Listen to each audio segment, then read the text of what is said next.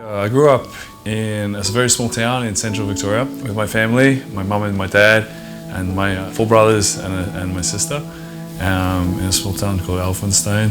The school I went to there was only 4 kids in my class in my year level. In my hometown there was only a pub and a post office. My mum, we had a big vegetable garden, so we actually used to grow a lot of our own foods. And we had chickens and ducks and geese, had a few ponies, we had a goat and some dogs. My oldest brother is a fireman and he's a really good surfer, loves surfing. His name's Marlon. And then Harley and Alex, they're both in the military, in the special forces. Then there's myself, and then my little brother Eddie. He's 5 years younger than me, and he's kind of like a smaller version of me. My little sister Anna, she's studying at university to be a PE teacher. When I was 5 years old, I thought I was going to be a safari ranger in Africa because I loved animals. I wish I could have done zoology at university, but I wasn't smart enough to get into accepted straight away because I was a bit too dumb. Wasn't very academic at school, didn't study enough. I also thought it'd be pretty cool to be a pirate as well. I always kind of wish I wanted a job that would be able to still train. My mum, believe it or not, she didn't like me going to the gym instead of doing homework probably. Yeah, it's funny because you never listen to your parents sometimes. It's kind of you do the opposite. So it kind of pushed me to do it even more. Like she was against it, so I just wanted to do it even more.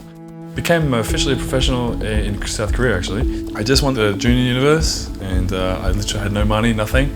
I was broke, and so I started landscaping. It's funny because I kind of winged a lot of this stuff. I didn't have qualifications, I had no experience, but I was good at talking and was able to say that I had experience or convince them that I'd be good for their job. So I was a canoe instructor, mountain bike ride instructor for school kids. I worked at after school care, I worked building, painting, removalist. I worked as a lifeguard, surf instructor, never surfed. I still got a job. And I suck at surfing. I worked in fitness camp. I did pool cleaning, I did landscaping. I even joined the military for a short time because I had nothing else. I told myself while I was in the army, okay, I need to get my shit together. I want to work in a supplement store, so I get free protein. It was hard to be a bodybuilder doing manual labor for a long time. It was very hard to gain weight, right? It was hard to build muscle. And then, anyway, I was working away, just doing my thing. A guy came in, he also was a videographer. He's like, I want to make a little YouTube clip about you. And he said, this will go viral. It kind of did. It introduced me to the fitness industry. From there, I had people reaching out to me, companies wanting to sponsor me, and it kind of, in America, in New York. So I did some trips to America and met them at different companies, and I ended up picking up a sponsorship. The opportunities that you get out here are unbelievable. You will never get them anywhere else. I went from living in a house, a quiet neighborhood with my mates, here to in the middle of Hollywood in a tiny little apartment. Didn't know anyone. It was a big year for me. The first 6 months was actually quite tough, quite challenging. I went through a lot of stuff, I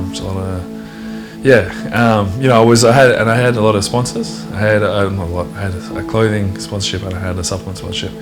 And I found myself that I was always on their schedules and their timetables, and that I was building up their companies and their brands. And I saw how effective I was doing it for them. And I decided, that I didn't want to make money for someone anymore. I wanted to make money with someone or for myself and be successful on my own. And instead of being branded, I wanted to brand myself, be myself. The introduction for me for weight training was with my older brother. We signed up at a gym. No, it wasn't even a gym. It was like a little warehouse that just had storage. It had a bunch of weights. The local football team and people that knew about it would go there and train. And I think there was a fee, but we didn't have memberships, but we knew he kept the key, so we would go to his mailbox after school, take his key, and help ourselves to the gym. At first I was very skinny and not very strong, so I just copied Alex. He was always bigger and stronger, so I was always trying to catch him. The best part of weight training is the version gains you get at the start. He's nothing like that. Yeah, and then I think I saw him pumping iron. That was like, I would watch that over and over and over again. I wouldn't care about watching some girl or something. Then, you know, I was like all about the gym, and I would want to copy. I'd study what they do, what they ate, how they trained. That was it for me. It was all over. That was when it all began. Yeah. A lot of people compared you to Arnold, right? Yeah, at the beginning, through high school and stuff, I got picked up the Arnold 2.0 tagline. Yeah, which is, man, that was very flattering. It's like, because I love Arnold, I think he's awesome. I never think that I'm never trying to compare myself to him, yeah, because I think he's done monstrous things in his lifetime. Yeah, now I'm creating my own version. This is Calum, what do you see? And so it's very flattering, but have to remember, always be yourself, and you gotta carve your own path. You've met him before, right? Yeah, I met him a few times. Yeah. He actually even stopped at the Gold's Gym and helped me with some poses, and you know, give me some feedback, which is really cool. He would tell me how to. He's like, show me your front double biceps, and now higher, lift it higher, you know, like this. You have to suck in the rib cage, like this. And he'd show me, and then he'd tell me about that. It's like, oh yeah, if you could tell me one thing, you know, that would give me an edge for competitions, what would you say? He's like, you have to do the vacuum. You have to practice sucking in your guts, hold it for a minute, and then rest.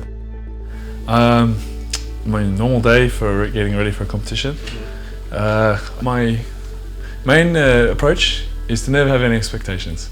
If you have no expectations, then you have no room for disappointment. If I'm very close to the show, I'll probably do some kind of a cardio in the morning or something, and then make sure that I have the meals ready. I'll probably cook up some food for the day. I don't do meal prep in advance because there's not enough room in my fridge, and I'd rather just cook on the day. Yeah, at the time the blinkers come on, and you know, I've just got to kind of ignore any other stress. If I wasn't experiencing stress, I would probably be a robot or a ninja or something like that. Right now I have a lot of good stress. You know, making the most out of everything that comes my way, organising stuff, and just trying to get as much work as I can get done in the day. And sometimes I don't get everything done, so I have to make lists and I have to catch up. But that's that can be a little bit stressful. Maybe moving apartments, so I need to find another place. No, that's normal, but otherwise I'm pretty happy most of the time. Yeah, I don't let shit bother me. Bodybuilding, it should be fun. I think it should be enjoyable. I don't think anything that you choose to do should be tedious or unenjoyable. I love the Mr. Olympia competition, and the fact that Arnold had won it, and that I always I thought that I could do that. To win a Mr. Olympia title would be the biggest thing for me, and that would be the ultimate victory in bodybuilding for me.